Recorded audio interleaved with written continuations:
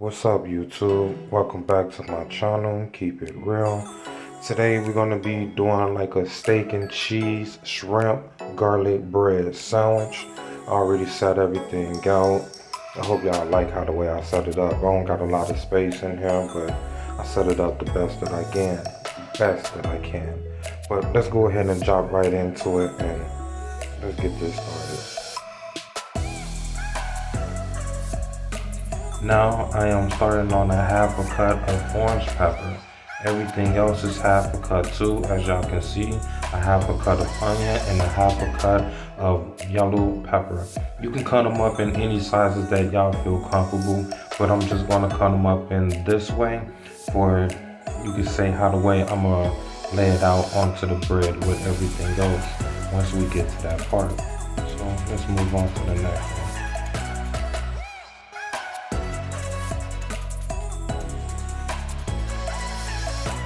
Alright, now I'm starting with the onion. I was calling myself like a master chef when I was trying to do this onion. I seen this up on like YouTube and whatnot, but I think I'm still cutting it wrong, holding it wrong and everything, but I'm not no master chef. I just do what I can do. But yeah, I tried though. I don't know if I was holding it right. I don't know if I was cutting it right, but it came out to work perfect at first until it got like halfway, and then it went horrible. But we ain't gonna get to that part, so let's move to the next one.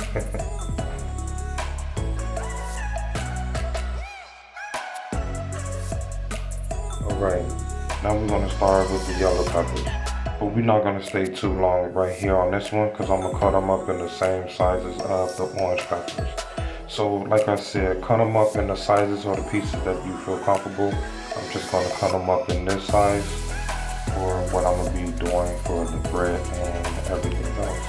So let me finish this and we can move to the next. Alright, now we're on with the steak.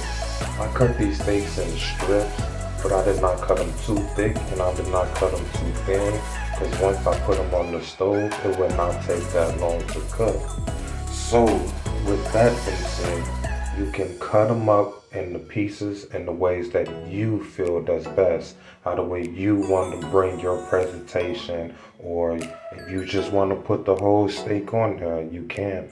But I just cut them up in these sizes right here so they can get cooked a little more faster, and I can just move on to the next stage with what I have to be doing with this steak. Trying to keep it short, y'all. Let's move on to the next.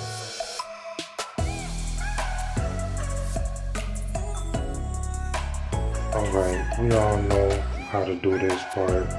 So basically, you're gonna get your skillet on, put your stove on low heat, put your butter in, melt your butter, and once your butter melt, you wanna add in your steak. So with the steak, we're gonna put it in like this, and what I'm gonna do, I'm just gonna spread them out evenly, and then I'm just gonna let them cook. We're gonna let these cook just about halfway, and then we're gonna add in our peppers, and then let me show y'all how the way that'll be get done. We already know how to do this part, like cooking the steak, but we're just gonna cook them halfway. Let's move to the next one. Let me show you. Alright. Now we already got our steaks cooked halfway. I almost got off a little, off a track a little bit, but I had to bounce back on track. But now we're going to be taking our peppers that we cut up. We already mixed them in together. So what we're going to be doing once I get done with that, we're going to add in our peppers, our green, yellow peppers and onions and orange peppers. I couldn't think for a moment. Sorry about that. So we're gonna blend in everything together. We're gonna let this cook, but we're just not gonna let the peppers like get cooked to a soft point. We're just gonna let it cook just for a little bit, probably for like 5 or 10 minutes, and then we'll add in our shrimp. Alright, now we're gonna add in our shrimp. We're gonna go ahead and let the shrimp cook all the way with the steak and everything. So we're gonna blend everything in. We're gonna let this cook down just a little bit. We're gonna get some juice and some of that flavors of the peppers is gonna get all mixed in. So we're gonna mix everything in, let it cook down a little bit, and then we're gonna be adding in our seasons. Okay, so we let it cook down a little bit. That y'all can see that you got the juices down there at the bottom of the skillet. These are the seasonings that we're gonna be using. But these are the seasonings that we're gonna be using. These seasonings right here, it have no salt in them. I have plenty more of seasonings that I have in my cabinet with no salt. But these seasonings right here, it gives me an edge. And what I mean by that, it gives me more flavor, more of the kick and the bang that I'm looking for when every time I'm taking a bite or fixing something to eat. So we're gonna go ahead and take these seasonings. We're gonna go ahead and add these in. And like I said, these have no salt in them. So it gives us more of the edge of the flavor. So do not be stingy with the seasonings. Don't be stingy with the seasonings. So what I mean by that is, like, add a little more, put a little more in there. So don't be stingy with it. So don't hold back. Don't overdo it. But just basically what I'm going to say is, like, once you get a hang of these seasonings with no salt in them, you will see what I'm talking about. But if you have a lot of seasonings, like just say the same seasonings that I am using right now, like 3 different seasonings, and you would add that into your food, and once your food is done cooking, you bite into it and it tastes salty, that's what I mean. With this right here, with the seasonings that I am using, is not going to be like that. It's not going to be salty. So we're going to let all of this cook in. You can see that juice. You can see all of that at the bottom of that. So we're going to add in our last of this seasoning. And like I said, don't be stingy. Don't hold back. Or just wait till you get the use of the hang of it. Most cooks probably know about this, but I'm just talking to the ones that don't know. So we're going to go ahead and let this cook up, blend in everything, and then after that, we're just going to basically cook until the juice and the shrimp is done. And then before the juice run out, we're going to season it just one more time and take it off. Alright, here we go, man. You see how the way that look? It looking good. It looking good. So we're just going to season this up just about a little more. So we're just not going to do too long on this. So like I said, we're just going to season it up to the taste that how I would like it. But for you, season it up to the taste that how the way you like it. And then once you're done seasoning it up like this, go ahead and stir it up just for a little bit. And then after that, go ahead and take it up off the stove.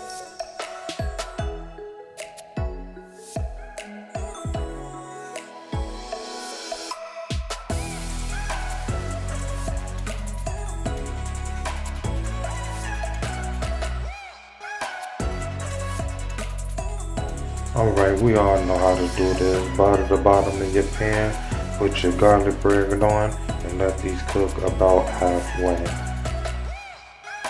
Alright, in the process of while this was getting baked, I ended up shredding up some pepper jack cheese. I'm going to use that, and I'm going to put that on the bread too. But in the meantime, with all of your already mixed all of the meat, and well, obviously y'all know that. Well, we're just going to take everything and we're just going to dump everything going.